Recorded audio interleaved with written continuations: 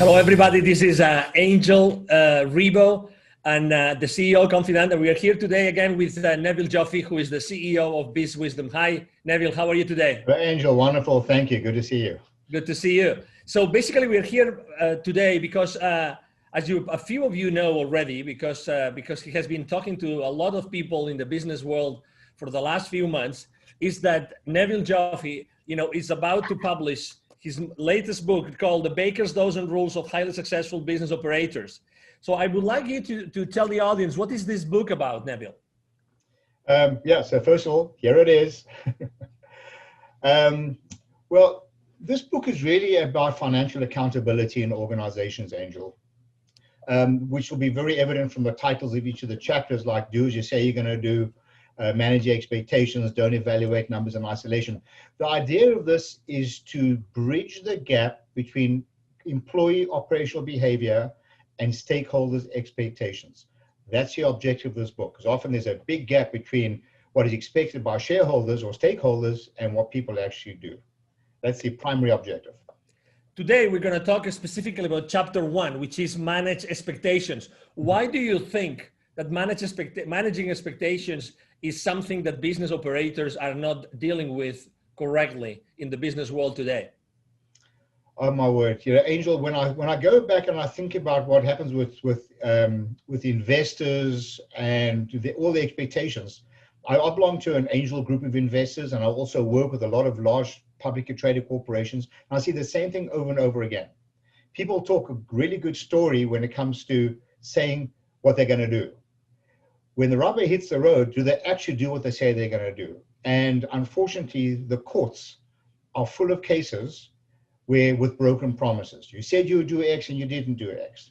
So I started this off as the first chapter because I believe that if people did what they say they were going to do, there'd be a lot less trauma in organizations and companies do it a lot better.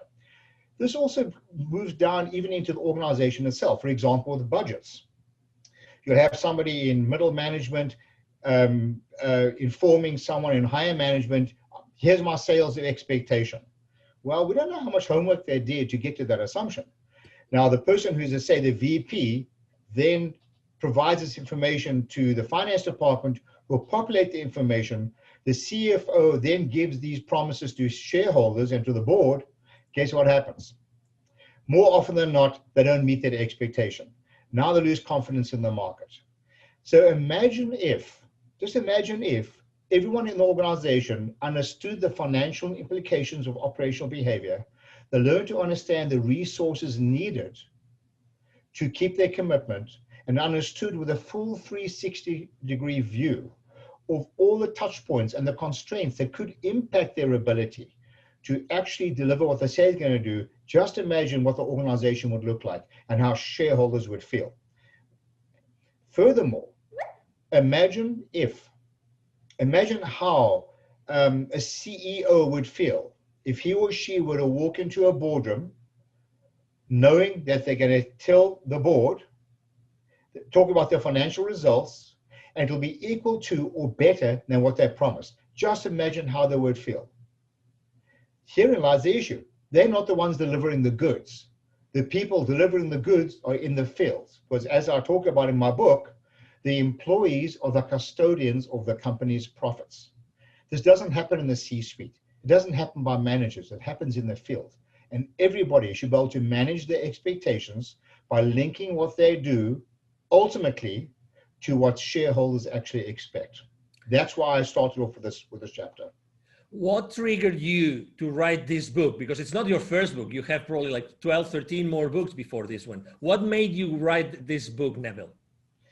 Angel, as an entrepreneur, I've been down this road of managing expectations with my employees, with our unions, with my shareholders in companies that I started later on, where I took on outside investors. And talk is cheap. And I've been through the pains of trying to manage the expectations of my own board and my investors. I've seen these pains, like I said early on, through my own training initiatives with international corporations. I've seen this over and over again, not inside my own companies, but from outside as well. So I felt I I was compelled to write this because I see it's so blatantly obvious from the outside looking in, and myself having experienced the pain of having to, and the embarrassment of going to a board or going to my staff and saying, you know what, we didn't do what we said we were going to do. But I've also seen the opposite end when I sort of got this right, if you will, where we started managing the expectations, and it feels so good. It feels so good when we actually deliver what we say we're going to do. So that is the compelling reason why I wrote the book, and through my own personal pain, if you will, and having felt good when I really eventually sort of got this right. You never get it 100% right, but certainly can mitigate a lot of the risks that are taken when making commitments to stakeholders. After having read your book, I have to say that it's really, really an easy read, and it's fun to read. Actually, for the people that are watching this interview right now, it's fun. There are cartoons, there are stories, and there are questions. There are questions. At the end of each chapter, Neville actually raises some questions, asks some questions. What are those questions? What's the main goal of having those questions, and where do those questions come from, Neville?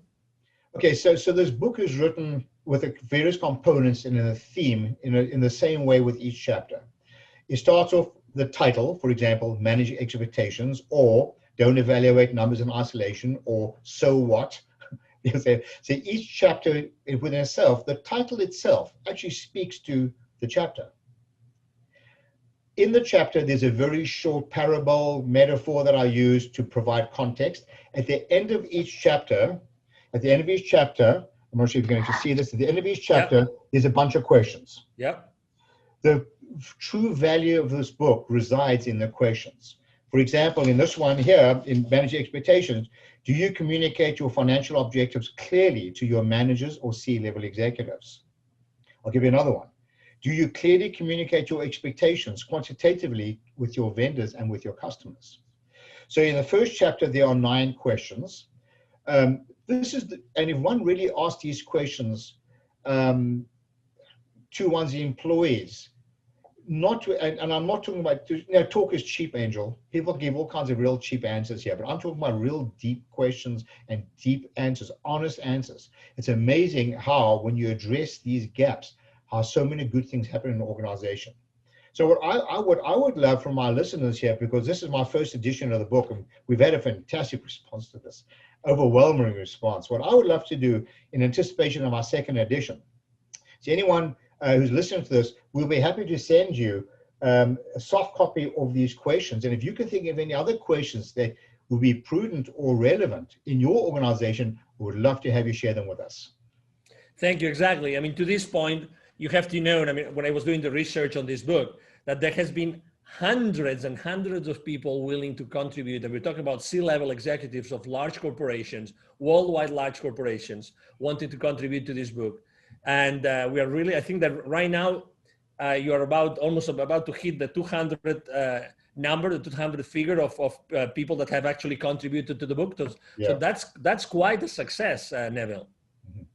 Yeah, it blew me away. How many people actually were willing to do that? We have a whole lineup of more people who want to contribute to the second edition who have already read the book. Yes, I'm humbled, and I'm thrilled. I really am, that the value that it's bringing to people. For the people that would like to know more about you and what you do, what's the best way to connect with you, Neville? Oh, just email me. I love a good debate. Neville, Neville, @bizwisdom.com. That's BIZWISDOM.com. Neville @bizwisdom.com. I'll be delighted to hear from you. I'd love to chat with you. Thank you. Thank you very much, Neville. And for everybody watching us, thank you for being with us today. We hope that you enjoyed this conversation with Neville as much as we did, and hope to see you soon in the next interview with Neville. Have a wonderful day. Thanks. Bye for now. Thank you. Bye-bye.